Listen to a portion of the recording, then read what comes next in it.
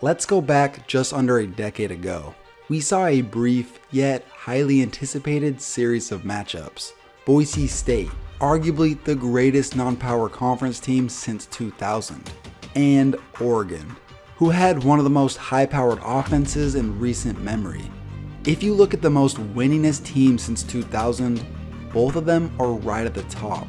But one dark moment after their final matchup overshadows everything.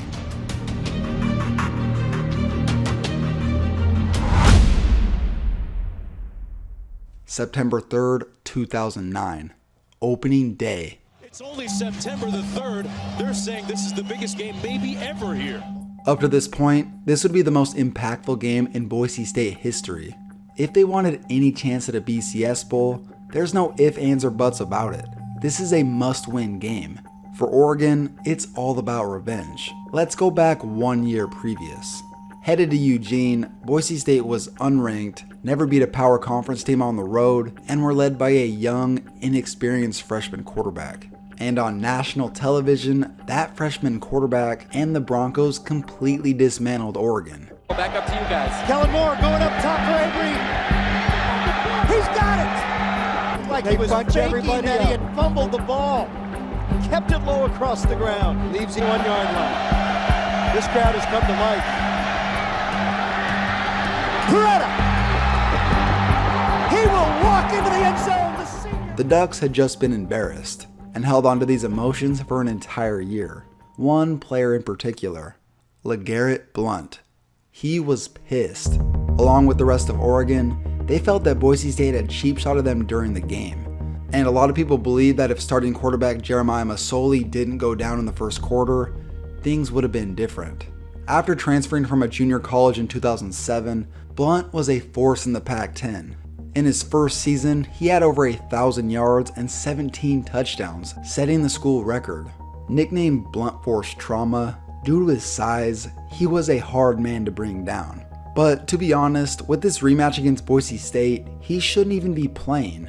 Prior to the 2009 season, Blount had been suspended indefinitely for bad grades and missing team meetings. And he already had a bad image with the head coach. Cause listen to this story. In 2008, during a practice, Blount and a few teammates got into a bit of a skirmish. And from the Oregonian newspaper, it said face masks were grabbed, bodies tangled, and then Ducks head coach Mike Bellotti hurried towards the mess, trying to break up the players. Blount threw a punch. It missed Bird and Boyd, but caught the side of Bellotti's face. Blount had accidentally punched his head coach.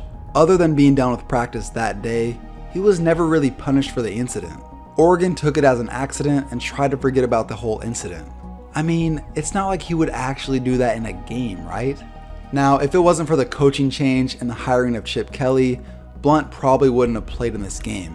But Chip Kelly felt that he had grown as a person, and it was time to give him a chance. Sports Illustrated had interviewed LeGarrette Blount prior to this rematch with Boise State. He told them, "We owe them an ass whooping." And looking back on it, it truly could have been taken literal. Moore has a man wide open. Touchdown. Blount on the handoff. That's going to be a safety. Billy Wynn gets the... That time he got in. Harper scores it. Be third down and goal. That is a deflated Oregon football team right there. Boise State dominated again, this time defensively. Oregon had 0 first downs in the entire first half, and they barely scraped out 8 points for the game. And the most sorry stat line of all was LeGarrette Blount's. And after the game, Boise State's Byron Hout decided to let Blount know. All I gotta say is, bad move.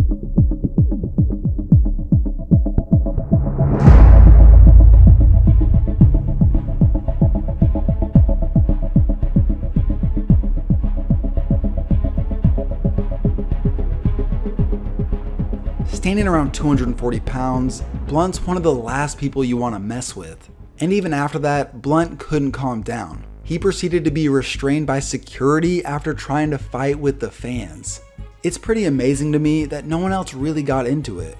I mean, the players remained on center field and nothing else really happened. But Byron Hout sure felt the punch. As ruthless as this punch was, the aftermath would be even more devastating. Forget tainting good, clean sportsmanship. It would forever ruin Blount's reputation. He would go on to be suspended for the rest of the year up until the bowl game.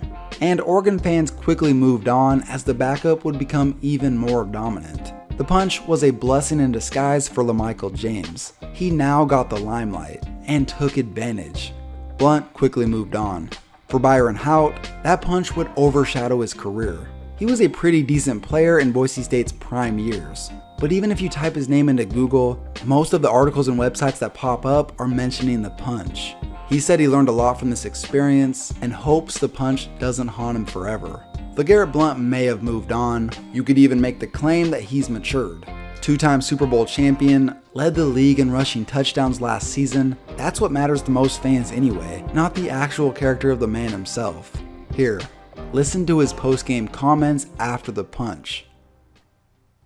I couldn't have envisioned anything new, worse than this right here, but I tell you what, that would never happen again. I would never lose my head like that again. And like I said, I tell you what, that would never happen again. I would never lose my head like that again. And like I said again, I apologize. I won't get mad. Like I will never resort to that level of sportsmanship this time.